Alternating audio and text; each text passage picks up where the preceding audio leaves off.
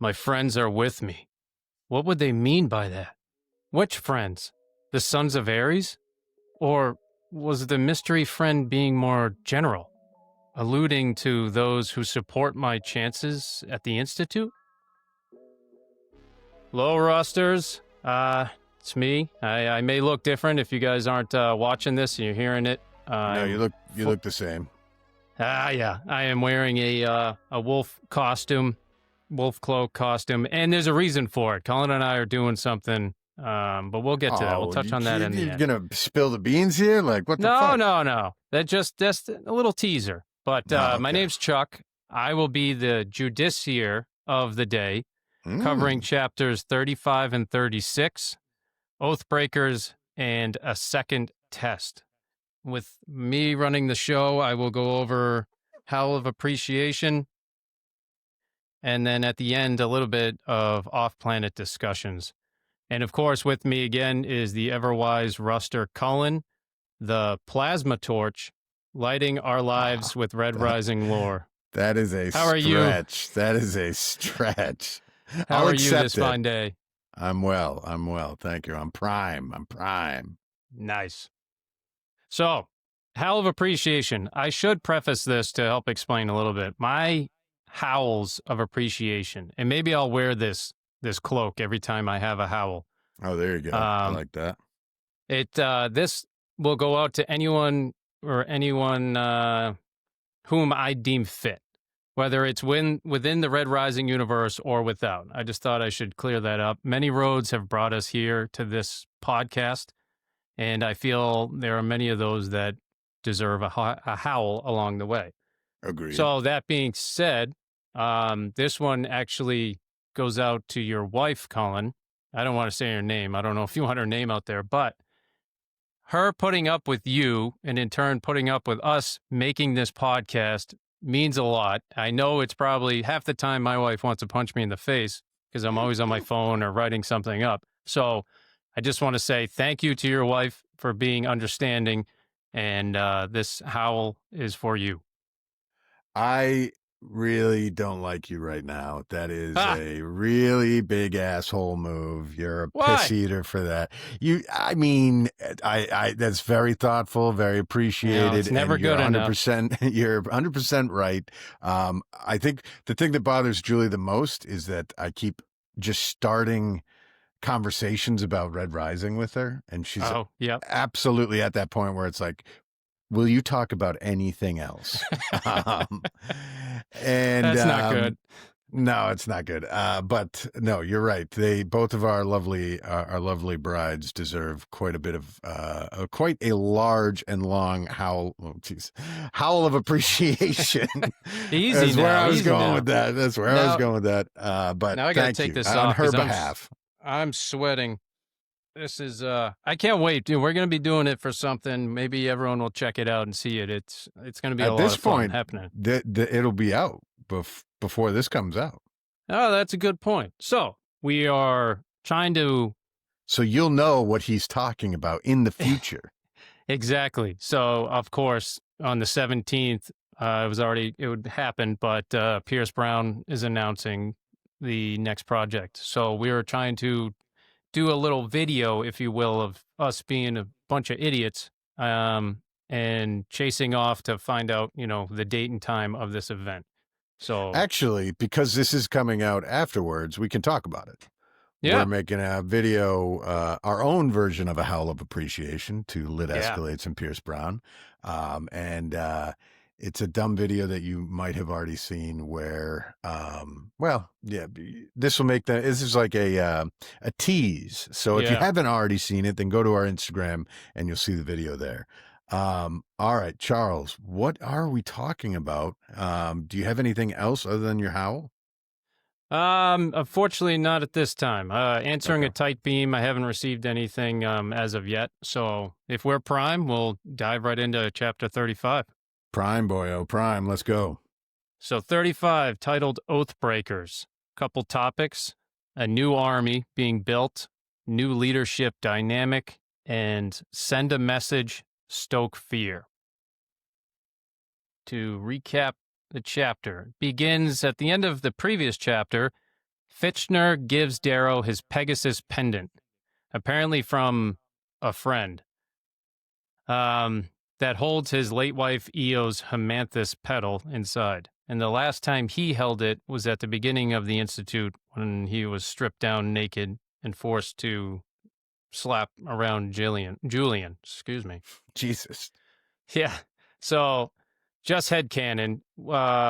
Who do you think is the main one responsible for getting that pendant to Darrow?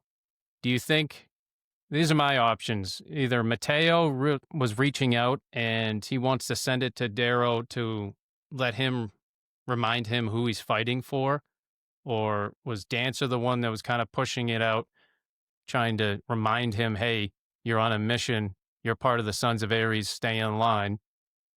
Could have been Lorne as a drafter, and we find out one of his like strongest supporters was helping him, thought he would like it and help him like persevere, thinking this was personal to him.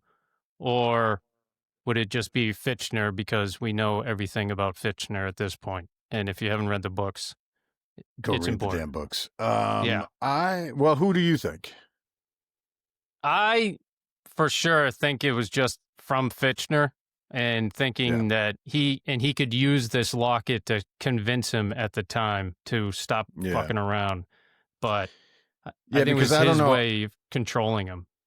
I don't know how Mateo or Dancer would be able to. Yeah. You know, they'd have to pay somebody to do it, right? There's no like, I just don't know how they would be involved. And also we learned later that Dancer had never met Fitchner, so it's not like he could have somehow connected that. And then Lorne, that's a good one. That's a possibility, but like, Lorne's a practical warrior. Like he would send him an ion blade and a pulse fist, or he'd, grab boots or something that would be useful. Only Fitchner knows what the use of that Pegasus, or what the meaning of the Pegasus locket is. So I think your read is spot on. It's got to be Fitchner. Oh, by the way, last episode, or last one that you presented, you brought up the Mustang, or no, it was the one I presented talking about Mustang in the cave talking to another proctor. Yeah. I kicked that out onto Discord to kind of get a sense. Yep. And the general read was that it seems like most people had the same read that you did, that she was in fact talking to someone. Cool. But not like I had read, just that she was talking to Darrow and he didn't understand. And he was delirious. But the general or seemingly consensus was that she was talking to Fitchner, which I don't really understand how or why. Yeah. I think you're right. I think it would be Minerva. Yes. But that was my guess. Like everybody else got Fitchner, but I don't know why he would expose himself like that. And also, it doesn't seem like he and her have any real relationship later in the book between, or it doesn't. I don't know, unless there's something we're forgetting. Yeah, like when he shows up when they're in Apollo later, and she kind of plays it off like, oh, so that's your proctor. So it's either that was her first time seeing him, or she's faking it. But I never saw it as Fitchner. I figured it was a Minervan. I don't even know who the Minervan proctor was. Which makes more sense. But the Fitchner read, to your point, like if she's playing it off like it didn't happen, basically that's the author then double blinding themselves. Like he's not giving you the details here and then also not giving you the details there. So then you can't go off of any of it because none of it happened. It just makes it's just filler with no backing to it. No payoff. Well, so that's cool. I'm gonna have to go back through there. There's so many things we're looking up and writing for this. It's like I can't follow along with Reddit and Discord. Is chaos, man. It's pure chaos. I literally just post like paintings and say good morning to the Reds, and that's about all of my interaction. It got a bit much. And then quickly. So too. I kind of dialed back just a little bit, but it's cool seeing and reading some of the stories that people were able to do. It's awesome. For sure. The community. For sure. Yeah. I'm sorry. I've sidetracked you there. Go back. How dare you? So a week after Darrow injected Mustang with the med stim, she has recovered. Their plans proceed to the north. But what they both have learned is vital to their future success. They need a new army, but more importantly, they need followers, not slaves. Through their travels north, they do not seek stealth tactics. They purposely are loud and obnoxious to draw any of these strays out in the woods. Come that night, they set a massive fire and set the bait. 3 Oathbreakers, or what was the other word that they used for them? Shamed. So 3 of the shamed were out in the brush coming to surprise and attack whoever lit the fire. But because Darrow and Mustang are, of course, badasses, they swiftly dispatched all 3 of them. So we are introduced to 2 new players, Milia, a tall willow with a long horse face and haunch to her shoulders, but I like her. She's a feisty badass. And Agreed. Dax, a short, comely individual with 3 frostbitten fingers missing. That's about as much as detail I could get from that guy. He's kind of like the Ralph. Oh, the Ralph of the Golds? Oh, yeah, okay. To Malia's Harmony, kind of the Ralph character. Well, I think the real Ralph is the third person because we never find out their name or that's anything. A fair point. They're just like he's nursing a swollen eye by the fire, and then they move on. So these are known as Oathbreakers, bearing slave marks of House Mars upon their foreheads. But if that was true, and especially for Milia, I understand why she would choose to run and not obey the school's rules. Because at that time, she would have been a slave to probably Titus during his reign or rule. So nobody should have to endure that whatsoever, or Titus's ilk at the time. Yep. So Mustang surprises them all by freeing them. And the way this chapter worked, I kind of worked in quotes throughout, just because it seemed silly on this chapter to go back and forth. So Milia's speaking. We'll see if I can do a woman's voice without butchering it. Twice a fool if you think to make me your slave. I will cut you in the night. I nod to Mustang.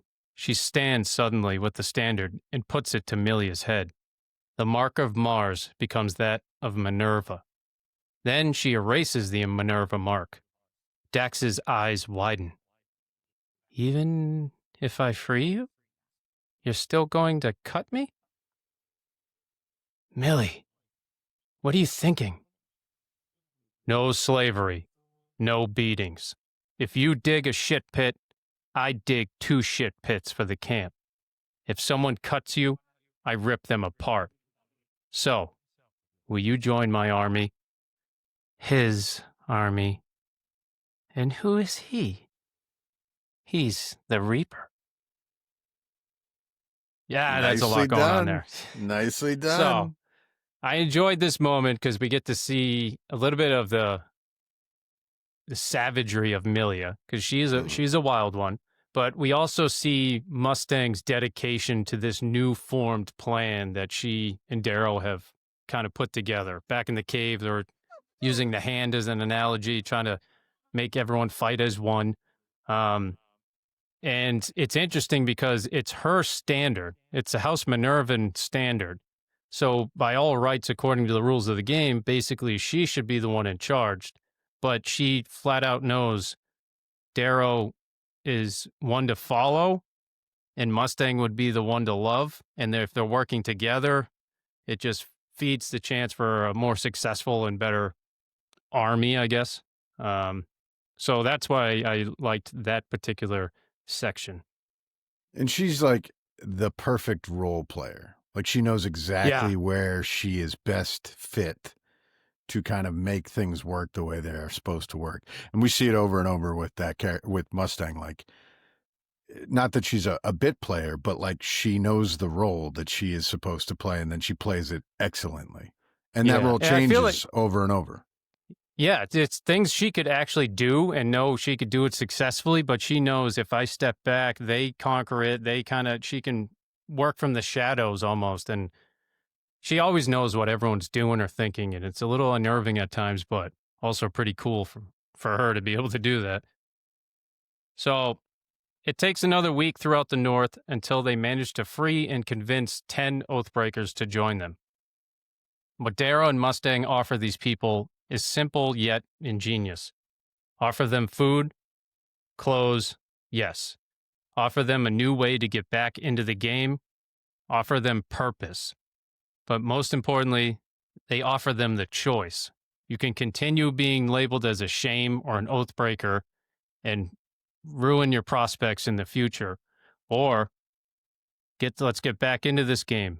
We'll erase this slave mark and let's fuck some houses up. So, which is honestly just, if you were to boil that all down to one word, it's hope.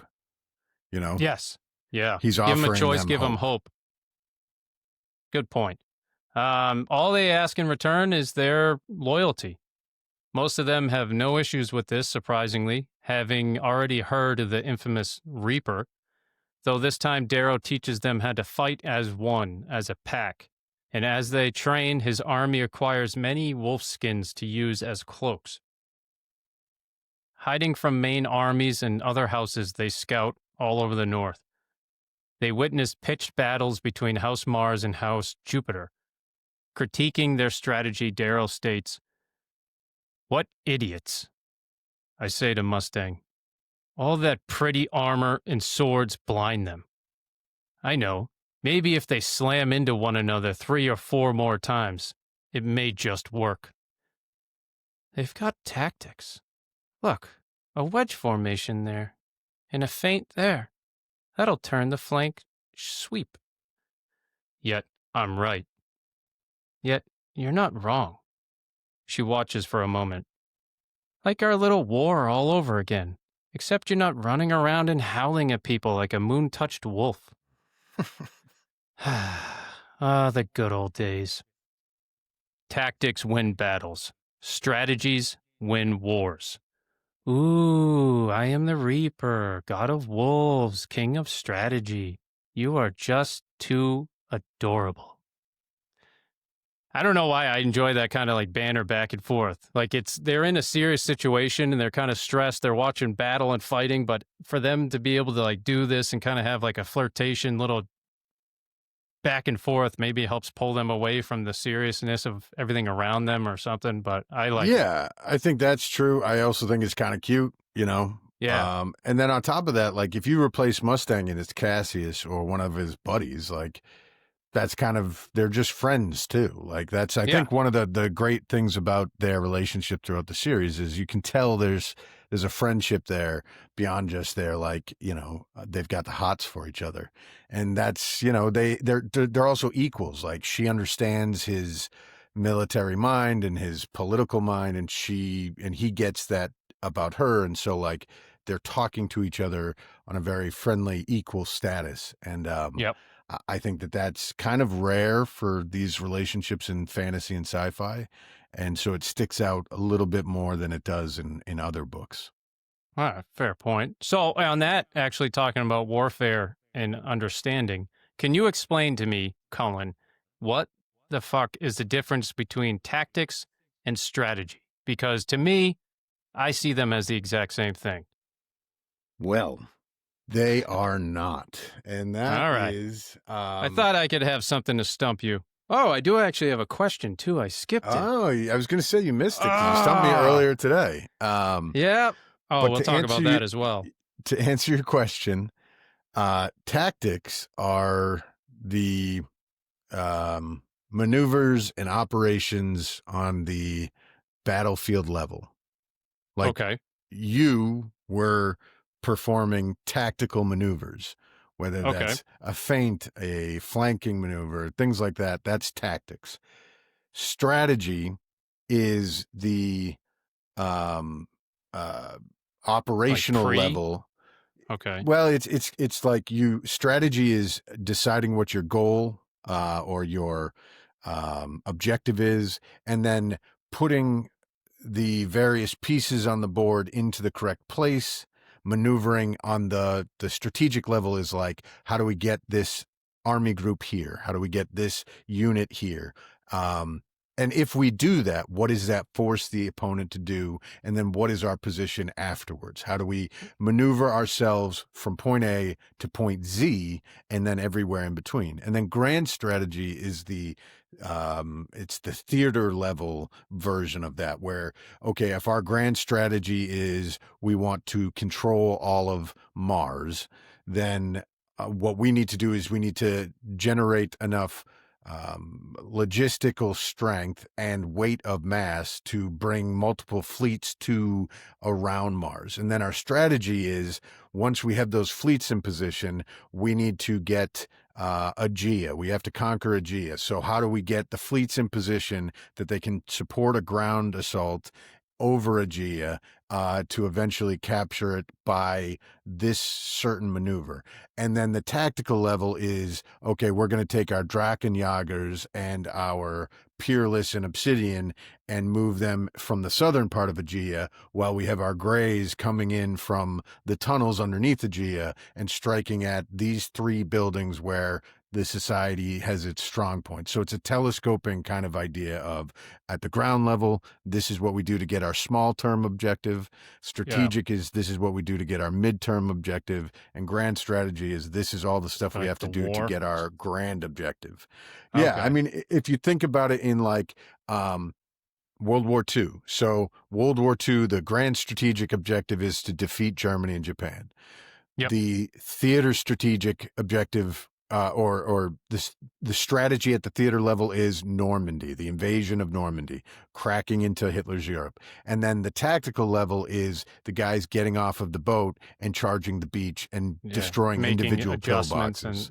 Okay. Because I've always like just looked them basically as the same, but if you actually make that, it makes a lot more sense in my mind, because everything that I was really doing, it's like, well, I figured strategy was pre-planned, and in the moment you're making tactical maneuvers, but I guess I'm only looking at as a grunt, very linear, where you need to look as the whole map, the whole scheme. So basically every time we played a board game and I beat the shit out of you was because my grand strategy was just that much superior to your... Actually, no. So this is where it gets interesting. That sounds about right. It's actually your tactical skill was better than my strategic. My strategic plan was too elaborate, and then your tactical maneuvers were very simplistic, efficient enough that I couldn't deal with them.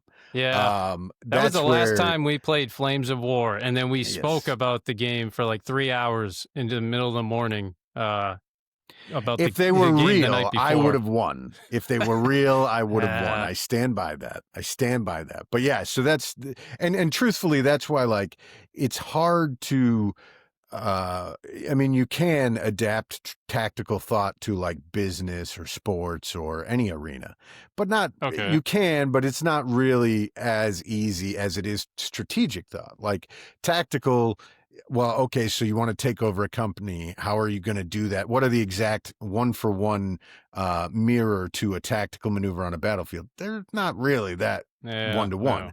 But strategically, because it's about goal orienting and then how do you execute that plan, steps A through B, or whatever, you can adapt that to like sports, and you can adapt it to business, and you can adapt it to all sorts of different, strategic thought is a whole arena. I mean, there's a billion podcasts about how to live your life. You can do that strategically. You can, build a business strategically, finances strategically.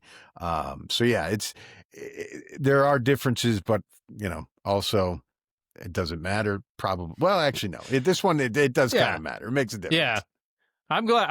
I wanted to know. I just always saw it as the same. And when they say tactics win battles, I mean, it makes more sense now. Strategy wins wars, because you're looking at the bigger picture. But yeah, exactly. That was a good little side rant. I liked it. So well, thank you so much. Oh no, before I continue on, then we should go back. I started doing some questions to see if I could, fuck up the all-knowing Cullen, and boy.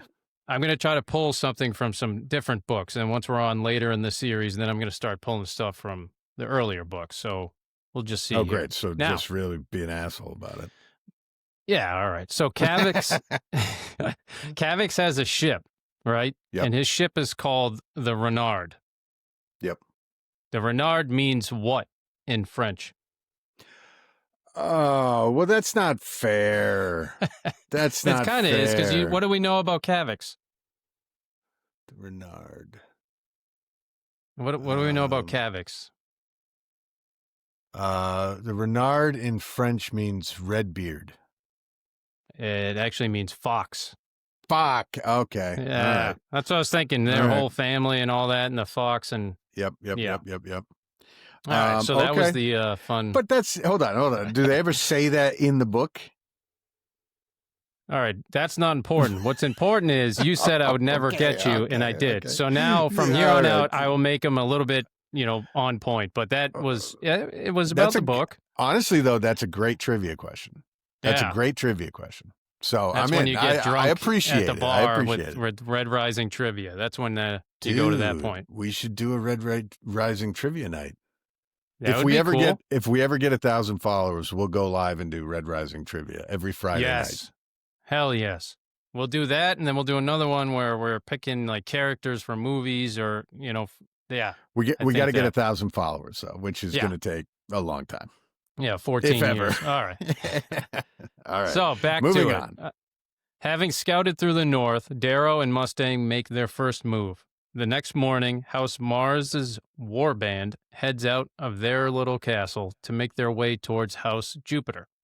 Along the way, they find that their bridge is blocked, somehow, from a felled tree in the middle of the night. Fearing a trap, they flee and run back to their castle.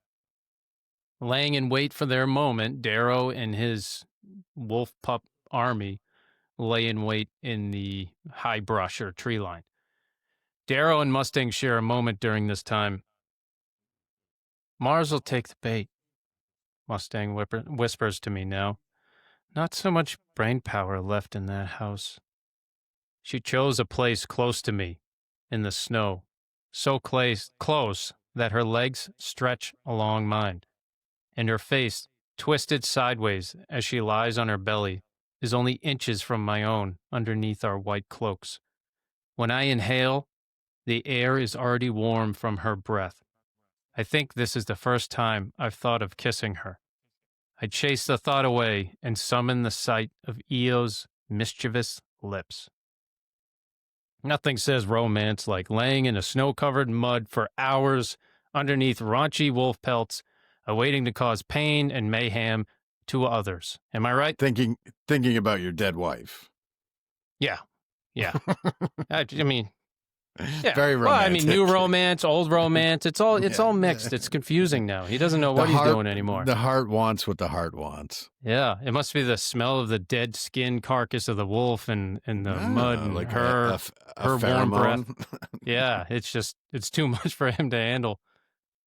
So the truth is, love works in many ways. But what I find unique in this is it shows that their excitement and or attractiveness for each other is usually, you notice this, the theme is kind of during high stress environments when they're strategically planning, commanding others.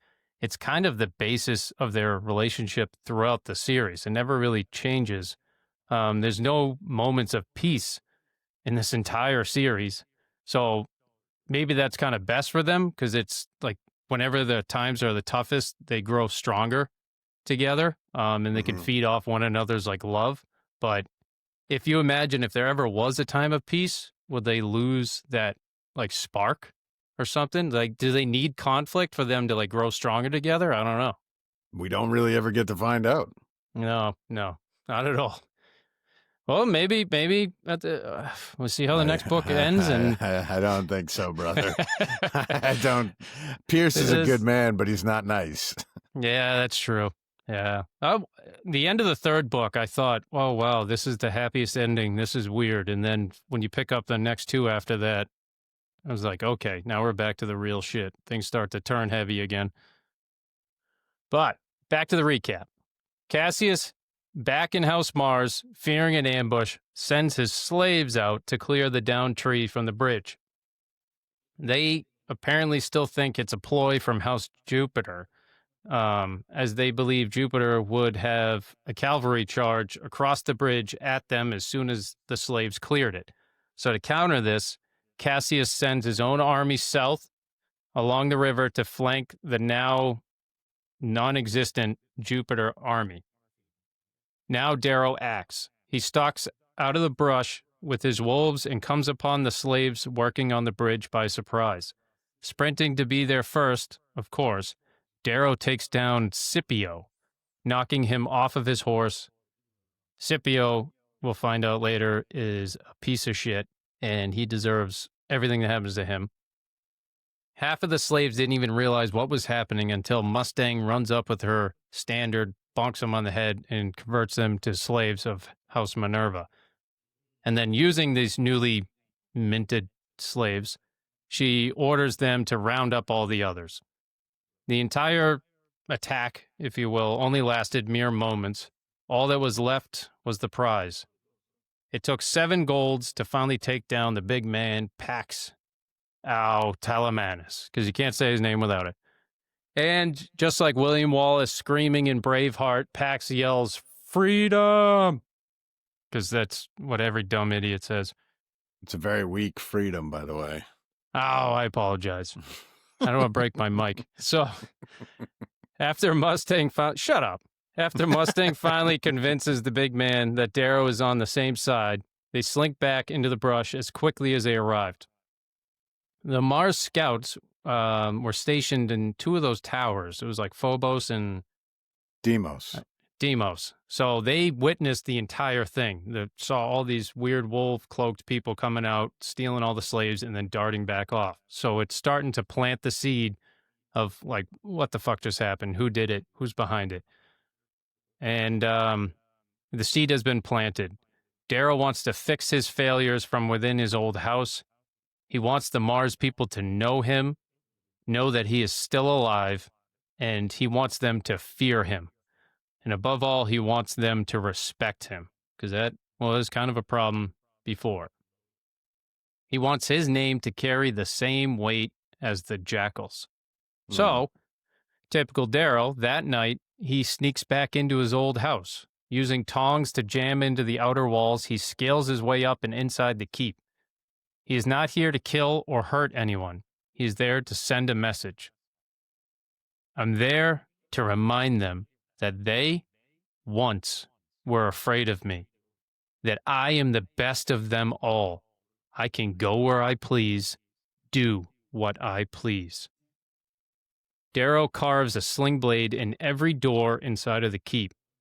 He slips into the war room and carves the biggest gory damn sling blade possible into the table to create the myth.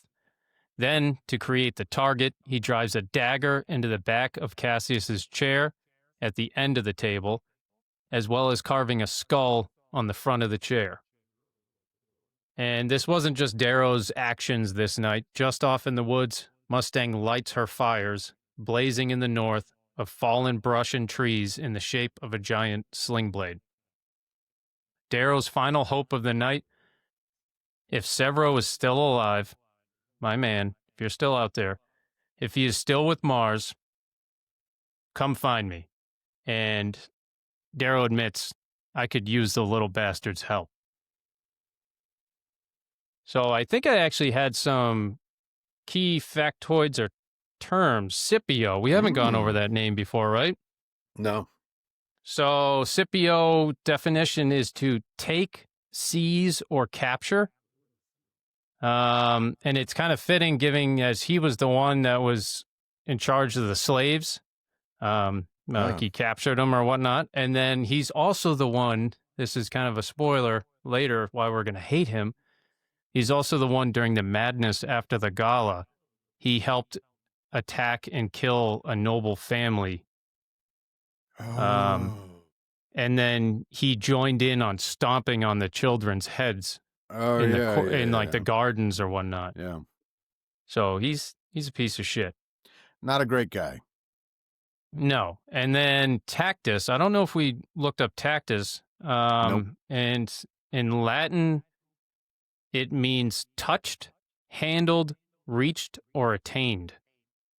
And I had a reason for notes, and I don't know what happened to my notes. They're gone now. But given how Tactus is kind of a little weasel, and maybe he's touched in the head or something, I don't know. Seems kind of fitting.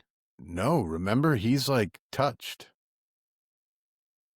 Remember his Apollonius insinuates to Darrow that Tactus was a victim of I totally forgot about that. Of being like, abused. Yeah.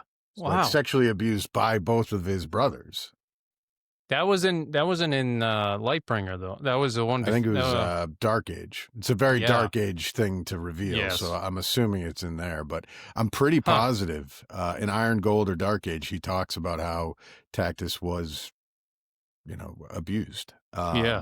So weird. I forgot about that.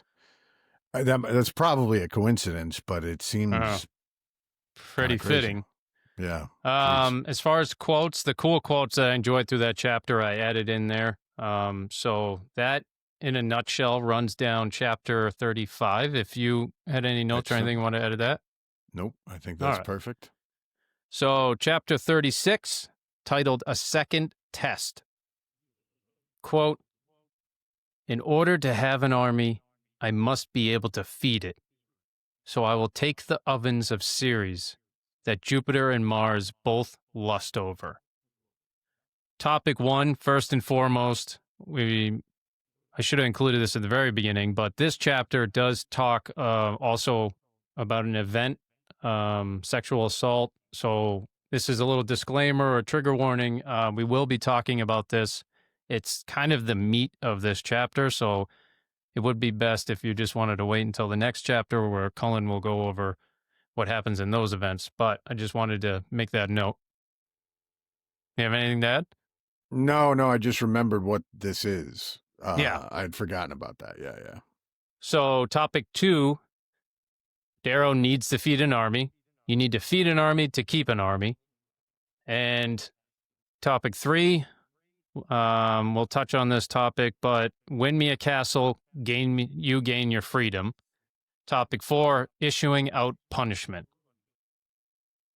So, chapter 35, a second test. Mustang and Darrow, their army has grown. But Darrow is fully aware that there are some from House Minerva who only follow him because Mustang trusts him. If she wasn't around, that would be a different story.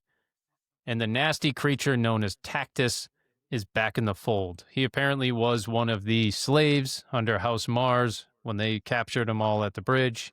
That little weasel was a part of it. His new army spends their time hunting and training the new recruits until they earn their stripes and earn their own wolf cloaks. All except poor Pax, because the Carvers haven't yet created a wolf big enough to fit his fat ass. So, their next plan of action, take House Ceres and its ovens.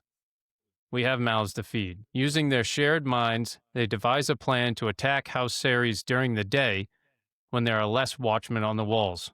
Because since the beginning of this institute, they've kind of learned keep everyone up and awake and on the walls at night. That's usually when raiders come, so they usually sleep during the day. So, their plan commences somehow carrying a very large tree cut down flat on one side. Darrow and his army low crawl towards the castle walls, Castle Ceres, dragging a log that's probably like 30 feet long. As close as they could possibly get, they hunker down and then bury themselves in the snow. What do you mean somehow? If you have a Pax, that's not a problem. Yeah. So, all right, so you have a Pax. How do you hide a Pax? What do you... That's a good point. He's a big dude, and then you got a 20-foot log or however. Well, they're doing it at night, right? Enough. They're approaching the castle at night, very quietly, very. If you got everyone slowly. low crawling, fine. I can see it. You're kind of spread out in the cloaks, and you're covered in mud, like you're from Predator and Arnold, and you're hiding from the thing. But I don't get how are you low crawling carrying a 20-foot log. That's impressive. Well, you clearly have never seen a Pax, so that's what true. it is. That's the true. answer. All right. A Pax He did it. So, waiting till daybreak, they all spring into action and carry their large log, silent like the devil, up to the castle walls. Using Pax as a support, they wedge the log as a makeshift bridge upward towards the ramparts.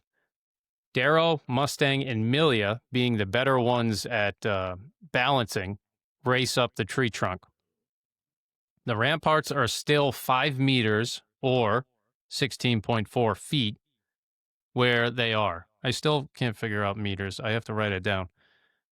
Darrow turns and, using his amazing Helldiver hands again, catches Mustang's foot and heaves her up and over the outer walls. Moments later, he performs the same move again for Milia.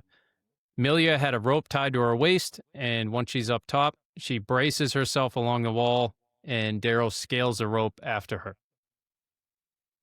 Darrow says, "My sword is out. It's mayhem." House Ceres was caught unawares. They've never had an enemy on the battlements. Rage and excitement fill me. I begin to dance. Before House Ceres can muster a counterattack, Darrow and Mustang get to the gate. In comes a shirtless Pax, screaming his name, running through Ceres members like a bowling ball. Cast in his enormous shadow, the remainder of Darrow's forces run into the fray. Very quickly, the ovens are theirs. His first directive, with the help of Mustang, of course, they free the House Diana slaves who helped capture this fortress. So begins the promise to all within his army: they will never be slaves in this game again, so long as you wear his wolf skin. You win him a fortress, you will get your freedom too. Then he makes the wise choice of speaking with each and every one of them after the battle, trying to get to know them, showing them that they are valued, and he doesn't keep or put himself on this high, unattainable, shelf and think he's some mighty emperor. He's learning from his past mistakes, and I think that's pretty wise. Get to know the ones following you. We hope we all can do that. Yeah. So, all seems well and content except for Tactus. Why did I put in Titus here? No. During the night, Tactus and others bearing witness tried to rape a Ceres slave girl. But fortunately, Milia caught him in the act in time to stop him. Everyone is up in arms. Literally, House Diana members are in their war gear, trying to steal Tactus back from Pax. Trying to get his bearings on how to handle this, Darrow seeks the counsel of Mustang, and then speaks with the girl Nyla in private. Mustang's counsel was basically, you're fucked, no matter what you decide to do. Punish Tactus, and the newly freed slaves of House Diana will revolt. Do nothing, and members of House Ceres will war. Seeking more counsel, he visits with Nyla, and it doesn't go any better. She prefers that Darrow does nothing about it. Nothing is not enough. The next morning, everyone is brought out to the courtyard. Pax brings in Tactus and shoves him to the ground. Tactus proclaims that laws are silent in times of war. I feel like I could do a better Tactus weasel voice. Yeah, give it to us. All right. Laws are silent in times of war. Wow, that was very, very, very hissy. Yeah, like I'm trying to... Yeah, I like it. It's a Tactus. He's a snake. It's very good. Yeah. Horrible things do happen during wartime. We know this. We have history on this. War. It's a shit show. Unspeakable things. But that doesn't mean they aren't avoidable. And that doesn't mean that they shouldn't be stopped or punished, even if they do happen. The mindset of these golds in this institute is so aggravating. As soon as they get an ounce of power, they use it against their own for like self-gratification. And it's starting to become really annoying. And this is like twice already Darrow has to deal with this and this type of behavior. And it's, yeah. But for me, I 100% thought Darrow was just going to kill Tactus. Like, you kill Same Titus, here. right? So I didn't see it as any other option. It's like, all right, you're going to divide your army. You just got it. You just took another castle. Maybe you just don't need the House Diana members. You have to put them down. That's how I imagined it would go. So you imagine the same way? Yeah, I thought it was going to be like he lets Nyla do it. So like but that's too much revenge. It's not justice. Yeah. But I was trying to think like, how are you going to give justice? And the only way to give justice here is to kill a guy, or that's my opinion. You know, my thinking on it was. So yeah, I'm with you there. I was like, oh fuck, how's he going to get out of this? Yeah. So I love this quote Darrow says to Tactus. The measure of a man is what he does when he has power.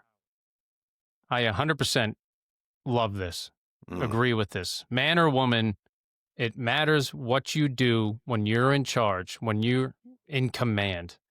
But I would also add, remember, you could do a million things right, but make one mistake, one bad decision, and that's what you'll probably be remembered for. Everyone always remembers the fuck ups. It doesn't matter how many good things, good deeds you've done.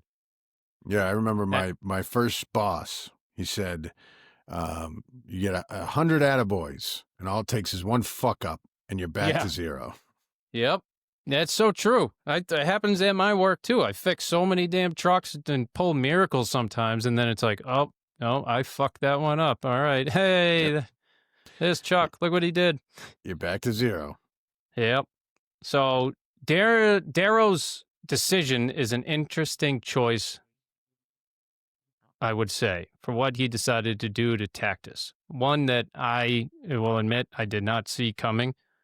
I'll talk about it. I don't even think it would work in real life. But after he spends some time belittling the little worm of Tactus, reminding him that Darrow is a nobody from no great house, yet he is superior in every way to Tactus. To call him out in front of everybody, he throws him a blade and just basically says, I dare you. You think you're better than me? Pick it up, bitch.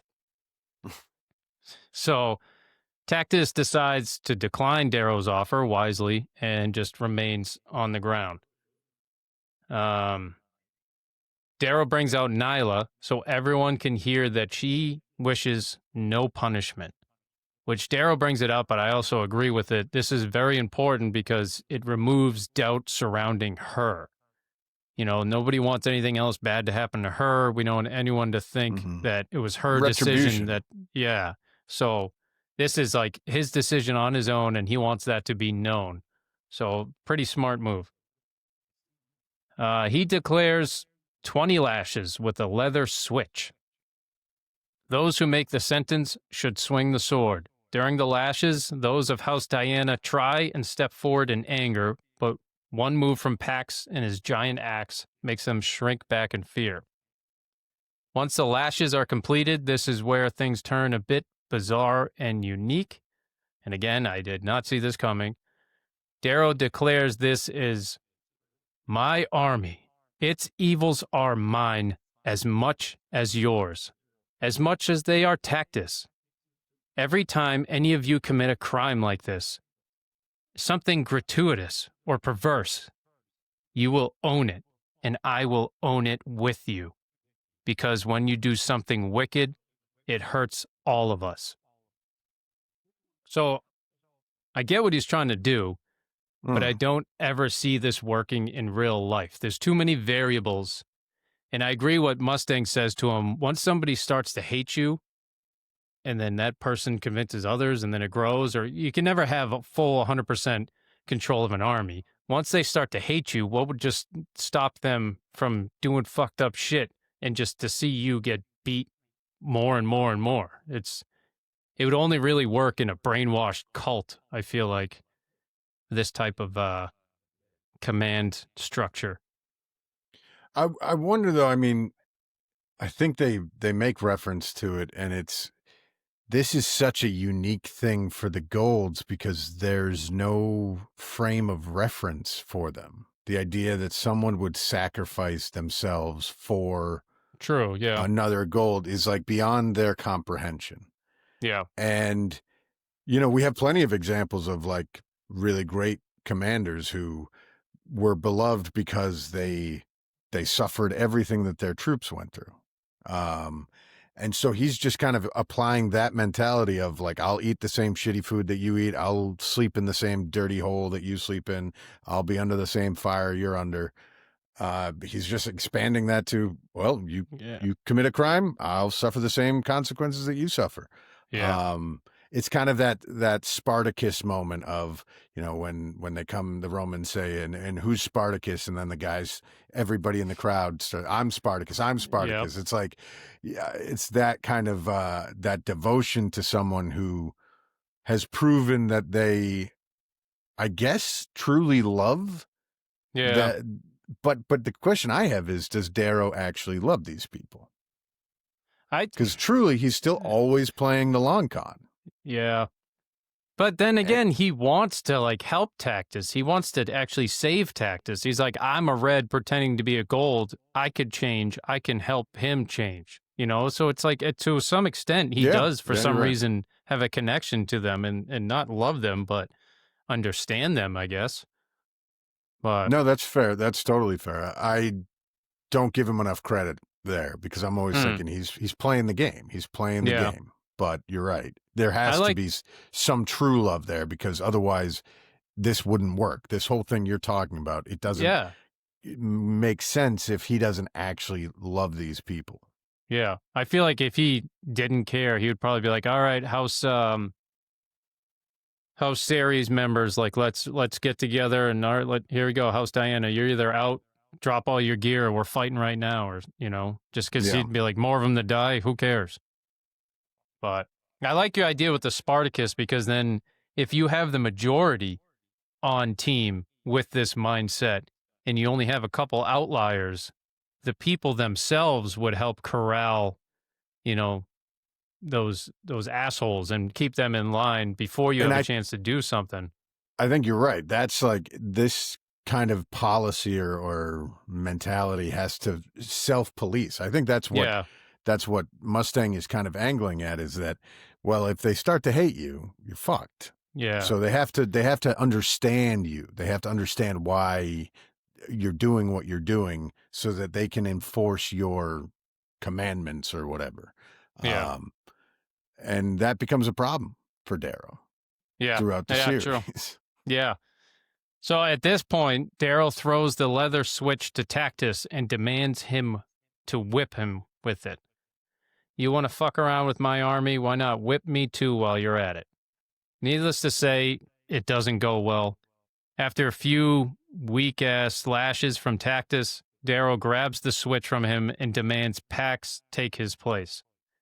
His army roars in protest, not understanding what is happening.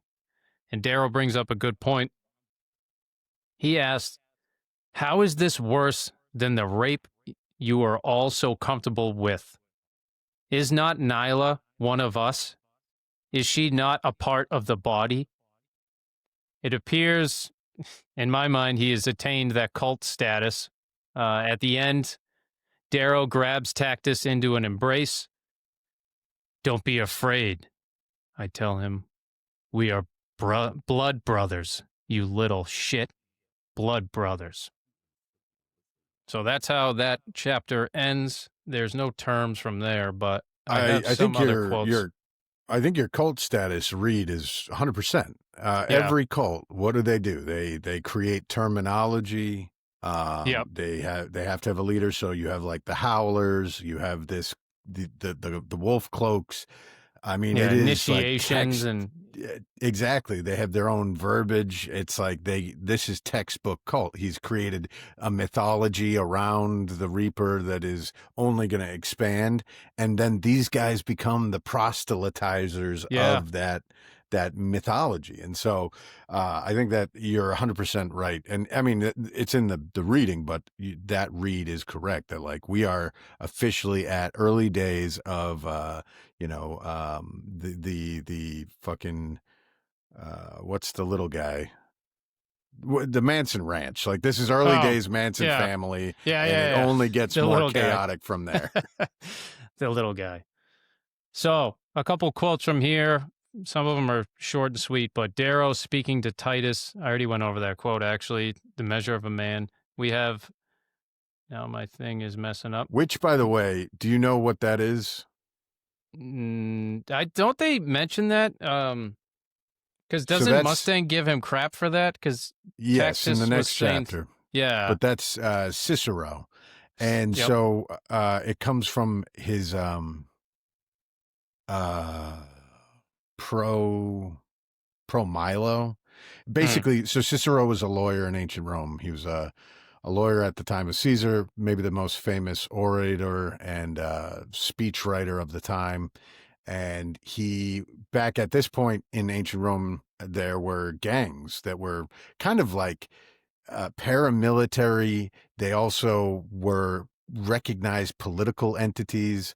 And so this guy, who was a friend of his, Milo, was the leader of a gang. They assassinated in the street in the middle of the day another gang leader. I God damn it. I think it's Publius Clodius Pulcher. That was a tough one. I had to really pull that out of your ass. Yeah, and it might be wrong. But so Milo kills him in the street. Everybody knows he did it. But Cicero, being Cicero, who's always in chasing the impossible case to win because it just adds to his fame, takes on the defense of Milo. And he goes on to defend him. And in that speech, which is, well, anyhow, he basically he says this term, and it's different in the actual speech. It's like from arms, laws are silent, or something like that. But it has echoes to this day, like Abraham Lincoln during the Civil War. Puts for 4 years, I believe, maybe 5 years, habeas corpus is suspended. And then back in during World War II, it's again during when the Japanese were trying to defend themselves against internment camps. This comes up again about, well, you know, the citizens' rights are being suspended for the sake of war. And then we saw it again with the Patriot Act in 9/11, which, you know, ironically we're recording on 9/11, and this argument bubbles up over and over and over about, well, if your rights are everything and that's what matters the most to every citizen, then there should never be a time where they should be suspended or infringed or lessened. Yep. But then there's an argument about, well, in a time of war, maybe they do need to be. You know, I don't care. You know, I don't take one side or the other. It's all situational based, I guess, you know, but maybe the habeas corpus thing probably shouldn't have happened. Yeah. That's not great. Let's just say no. Yeah. No for that. But that's the History Minute. So now back to you folks. The Collins History Minute. We have a conversation between Mustang to Darrow on page 293. You ready for this? Mustang asks me with a grin as I bring my head back into our shelter. Or are you too cold? I was colder in the lock when I first tricked you. Ah, the old days. All part of my master plan to win your trust, little man. She smirks mischievously. She sees the worry in my eyes, so she grips my thigh and comes close so the others can't hear. Think I'd be squatting here with you in the snow if this plan could go belly up? Negative. But I'm freezing my balls off, and the wind is dying. So let's go, Reaper. Yeah, in the middle of that, I saw the little red highlight moving around. Made me giggle. Playing with my notes. I was just trying to finally get there to where you were. Oh, fair enough. So then now, why is this thing being so, it won't even let me move around. Let me move this up. All right. Now this is character Pax. Pax being Pax, page 295. Pax, oh, Telemanus. Pax, oh, Telemanus. The house series students flinch back. Some fall, some stumble.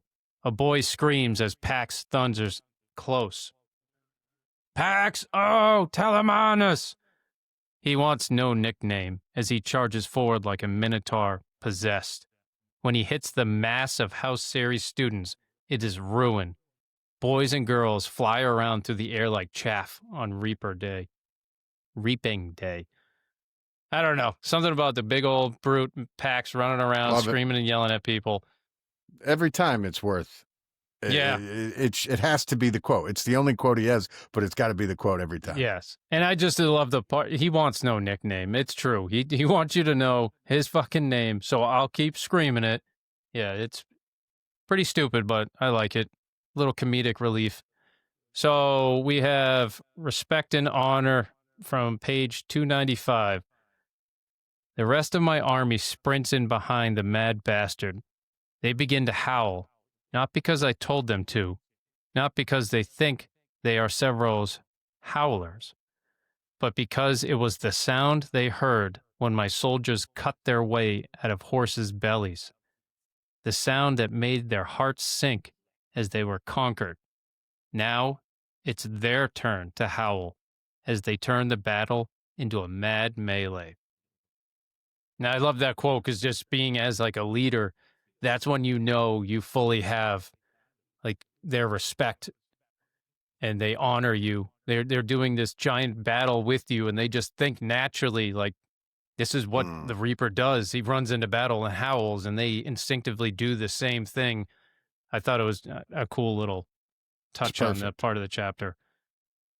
So Darrow and Mustang. Page 297, maybe a little late night naughty. I don't know. We'll see. The night ends on a sour note as I am woken an hour into sleep.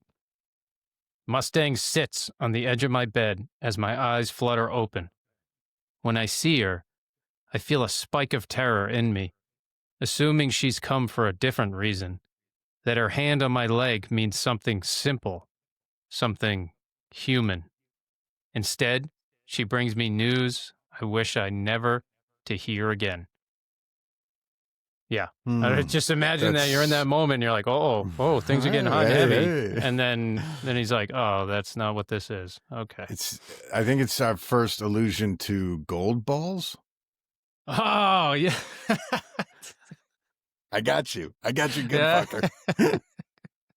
Yeah, are they worse? They must be worse. They must. I mean, I would assume so. They are all That's like how epically they nuke well planets. endowed, aren't they? Yeah, they nuke planets when they get gold balls. Oh God.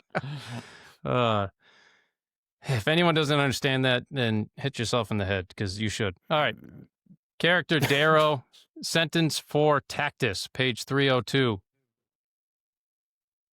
But I say you get 20 lashes from a leather switch, Tactus. You tried to take something beyond the bounds of the game. You give in to your pathetic animal instincts. Here, that is less forgivable than murder.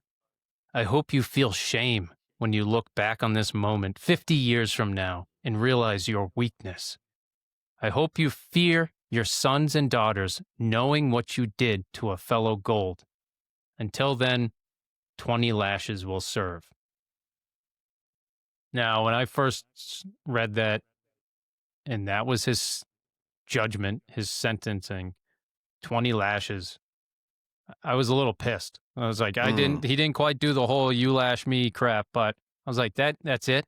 That's everything. You should be cutting that guy's junk off and feeding it to him. But truly.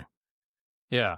So I at first was a little annoyed by it, but I like how the way he belittles him and it's kind of a curse. It's almost like he's cursing him, which I think is probably had more of an impact.